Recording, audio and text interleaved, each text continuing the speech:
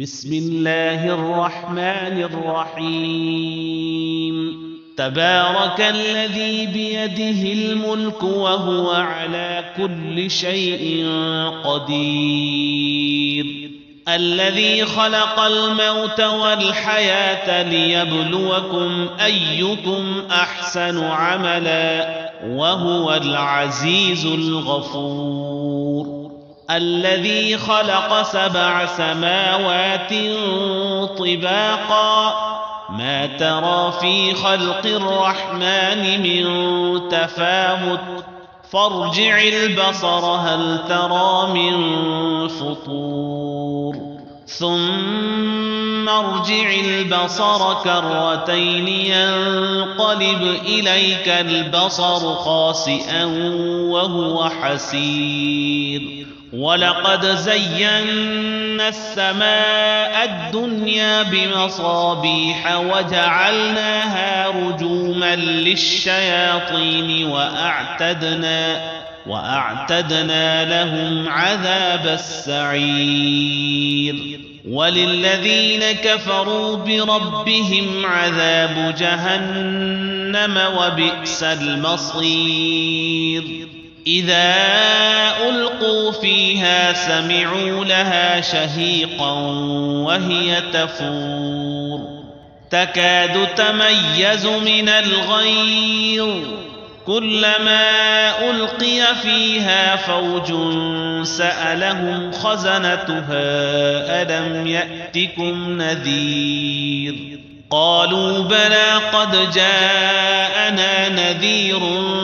فكذبنا وقلنا ما نزل الله من شيء إن أنتم إلا في ضلال كبير وقالوا لو كنا نسمع أو نعقل ما كنا في أصحاب السعير فاعترفوا بذنبهم فسحقا لأصحاب السعير إن الذين يخشون ربهم بالغيب لهم مغفرة وأجر كبير وأسروا قولكم أو اجهروا به إنه عليم بذات الصدور ألا يعلم من خلق وهو اللطيف الخبير هو الذي جعل لكم الأرض ذلولا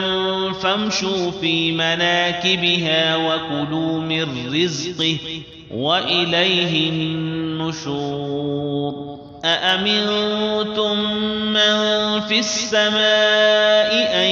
يخسف بكم الأرض فإذا هي تمور أم أمنتم من في السماء أن يرسل عليكم حاصبا فستعلمون كيف نذير ولقد كذب الذين من قبلهم فكيف كان نكير أولم يروا إلى الطير فوقهم صافات ويقبض ما يمسكهن إلا الرحمن إنه بكل شيء بصير أمن هذا الذي هو جند لكم ينصركم من دون الرحمن إن الكافرون إلا في غرور أمن هذا الذي يرزقكم إن أمسك رزقه بل لجوا في عتب ونفور أفمن يمشي مكبا على وجهه أهدى أمن يمشي سويا على صراط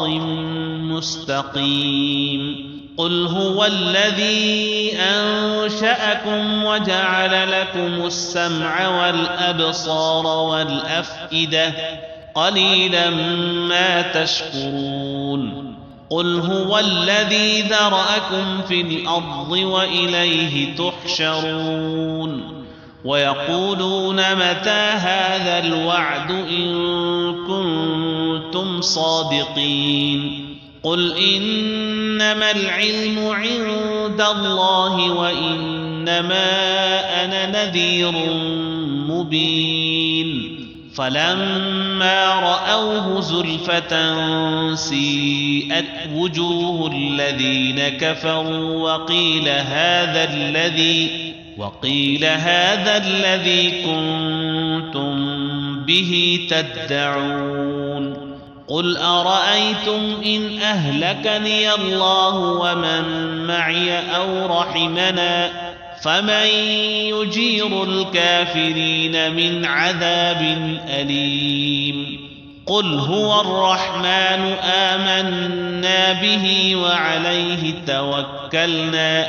فستعلمون من هو في ضلال